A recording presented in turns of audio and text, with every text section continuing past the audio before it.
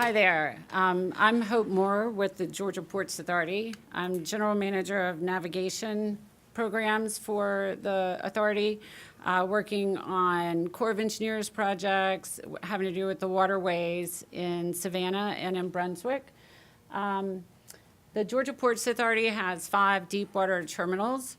We own and operate 4 of them and lease out 1. There are 2 terminals in Savannah, the Ocean Terminal and Garden City Terminal, and 3 in Brunswick, Georgia, Colonel's Island, which handles automobiles, ro-ro cargo, the Mears Point Terminal, which handles mostly some break bulk, primarily paper products, and then East River is the terminal that we lease out. What I'm going to focus on today is the Garden City Terminal and our Savannah Harbor expansion project.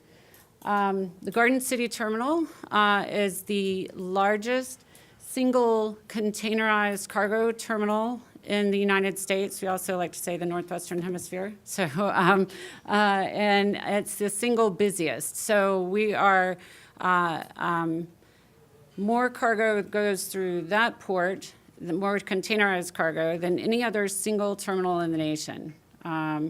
Other ports may handle more cargo, but it's through more terminals. So this is a 1,200-acre terminal, and most all of our containerized cargo goes through this facility. One more thing I wanted to point out here, too, is that on the terminal, which is really important, we have 2 rail yards. So both Norfolk Southern and CSX have a presence here on our terminal. We are, in terms of containerized cargo volume, the 4th largest terminal in the nation. Number 1, number 2 are LA, Long Beach, they flip-flop back and forth. Number 3, New York, New Jersey, complexes of terminals. And then number 4 is sleepy little Savannah, Georgia. And we are, in the past 10 years, the fastest growing of all the top 10 ports in the nation as well. Why have we grown so much? One really large factor in that is that the Southeast United States is growing faster than any other region in the nation. Additionally, we are the closest port to a large consumer center called Atlanta. So we are very well positioned geographically, and we just do a great job. So. The Panama Canal is one factor that is driving our project, the deepening project in our river. It did not come about because of that. The ships were already too large to transit our river. The Panama Canal, however, has made it even more critical. As it says here, 56% of the vessels that are calling on our terminal are already of the post-Panamax size. And we have seen 31, in the last 6 months of last year, we had 31 10,000 TEU ships, and TEU is a 20-foot container. Prior to that, our averages had been, the largest ship that could have gone through the canal was about a 5,500 TEU ship. So we already had the biggest ships that are calling the East Coast before the canal opened. And since then, it's only grown exponentially. And this is something that wasn't really, we knew it was going to happen. We didn't know it was going to happen this quickly on the East Coast. And in May, we're supposed to get the first 13,000 TEU ship calling on the East Coast. So the deepening project is ever more critical. We look at, when you're looking at preparing for the future, water is a big part of it, but it's one part. It's good to have the deep water and get it into the terminal, but then all the other infrastructure needs to be there to continue that efficient flow of commerce out of the terminal to the U.S. and into the terminal for exports. So we look at 4 parts, the water, on-terminal, road, and the rail, and work on all of those components. Our investment over the next 10 years you see there is in the billions of dollars. The Savannah Harbor Expansion Project This was begun, believe it or not, in 1996. We had 16 years of study, and it has a little something to do with our project when it was authorized in 1999. Not only had to get the approval of the Secretary of the Army, like most Corps of Engineers projects have to do, but we also had to get the approval of the Secretary of Commerce, the Secretary of Interior, and the Administrator of the EPA. So the studies that we had to do on this project were a lot more stringent than what is normally required on these projects. And we had to get a lot of buy-off. As a result, our project is now a $973 million project, and about half of that is environmental mitigation. However, even with that amount of environmental mitigation, we still have a 7.3 to 1 benefit cost ratio. So really strong project, doing a lot of great for the environment as well. The annual benefits, $282 million. The cost share as established in the WIN Act of 2016, these projects are now cost shared 75% federal government and 25% the non-federal sponsor. We have provided all but about $30 million of our cost share in advance of when it was due to the federal government to get this project started. So we've already given the federal government $266 million to get this underway. We've also received some federal funding, but not at the levels that we need. Going forward, we'll need about $100 million a year to complete this project in the most efficient manner. Let's see here. Going from 42 to 47 feet, the channel. On the offshore, it's from 44 to 49 feet. A little bit deeper on the offshore because of the wave action with the vessels. We've already completed some of the mitigation. You'll see lots of mitigation features here.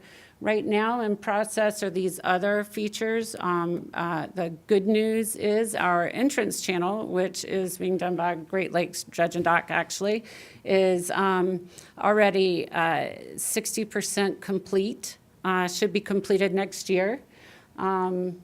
The other pieces, and I'll go into these with a little bit of some photos so you can imagine what the size of these mitigation components are for a channel. I'll get back to that approval. In order to get the project approved, we had to mitigate for our impacts. Some of the other features that are not underway yet, this a diversion structure upriver from our terminal, that will be underway later on this year, and then in 2018 we're hopeful that we can begin the inner harbor, so from the mouth of the river up to the terminal. That dredging should be underway. Entrance channel here, like I said, 60% complete.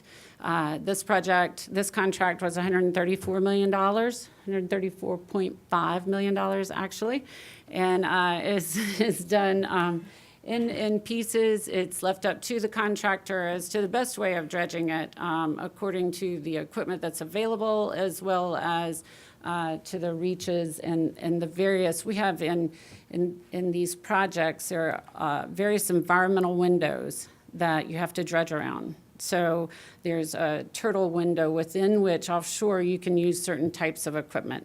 And so all of these play into what the cost of the project is, how long it takes the projects, and it can be a significant factor when these schedules are created and the project goes out to bid.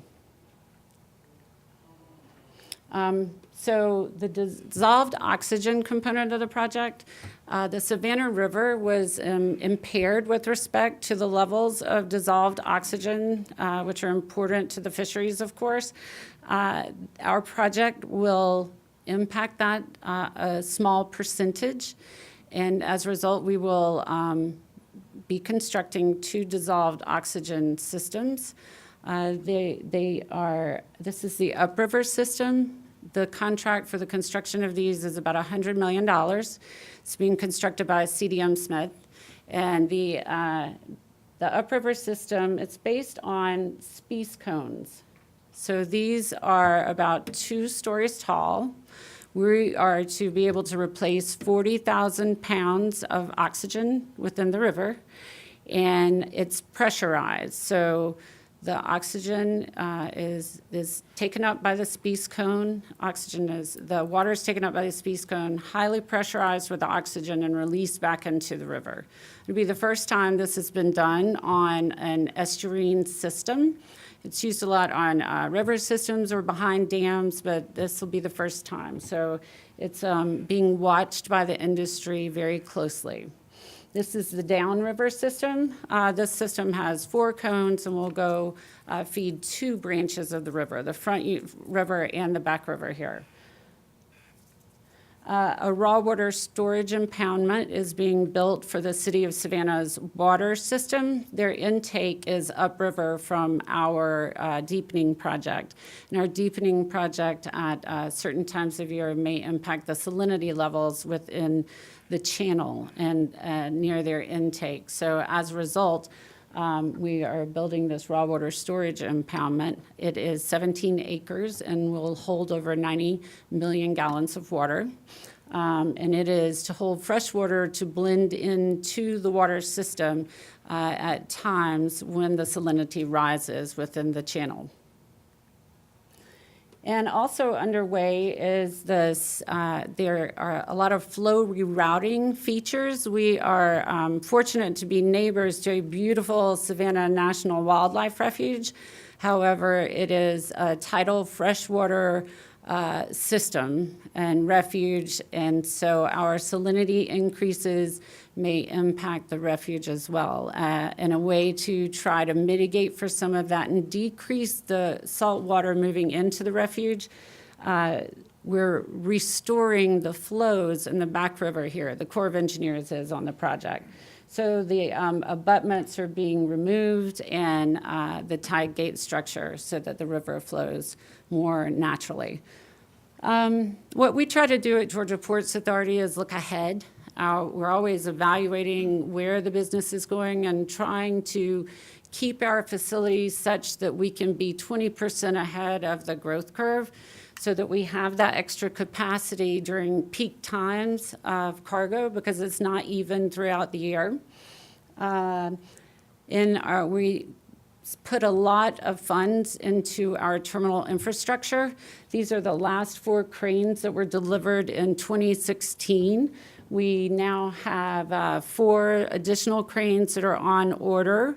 And at build out, we'll have 34 cranes in place, all superpost Panamax cranes, electric, state-of-the-art Coney cranes. And additionally, we use rubber tire gantry cranes throughout the facility. We have 149 now, I think about 160, 70 at build out. We are electrifying all of the cranes that are currently there, and all the ones that we order are electric as well, and that's to reduce the diesel emissions. It's also just more reliable for us in the long term. Our gates average about 9,200 moves a day. That's in and out for the trucks. The efficiencies are what are important on a terminal. You don't want any lines anywhere. You want that cargo moving throughout the terminal. It reduces the emissions. Trucks make more trips. Everybody's happy. Cargo gets to where it's supposed to be. Our gates have 48 lanes. They're open all week and have Saturday times as well at one of the gates. This is really very important for how our cargo is able to get into and out of our terminal. We've worked hard with the state DOT over the years, and our governor and leadership of the state have seen it valuable to put money towards our roadways, our last mile projects, as we like to call them. We are fortunate enough to be approximately 5 miles from Interstate 95, as well as from Interstate 16, which heads toward Atlanta. What we've done is tried to create a loop around and get out of the commuter traffic, reducing the truck hours, reducing the trucks on the roadway, and give them 4-lane straight access to these interstates. We have the Jimmy DeLoach extension, which hopefully will be completed it's on the drawing board now, and other projects that should all be complete by 2020. We have 18 weekly trains to and from Atlanta. From those 2 rail yards that you saw on our terminal, and we see that about 19% of our cargo now moves by rail. We're also creating inland terminals, again, to try to more efficiently move cargo into the inner reaches of Georgia and to other parts of the Southeast. The Appalachian Regional Port is up in Chatsworth, reaching out to the inland hubs such as Memphis and St. Louis, Chicago. And we just started this project. We received a Fast Lane grant of $44 million for a $140 million rail terminal, which will get all of the switching between the 2 rail yards and the creation of the trains out of the neighborhoods and blocking the traffic and onto our terminal. This is just started, and we see this as one of our really big projects that will help keep us moving forward and growing. And like I said, it's not just the water, it's all of the infrastructure on the land side too, because it's good to get the cargo to the dock, but then you need to move it on into the states as well. Thank you.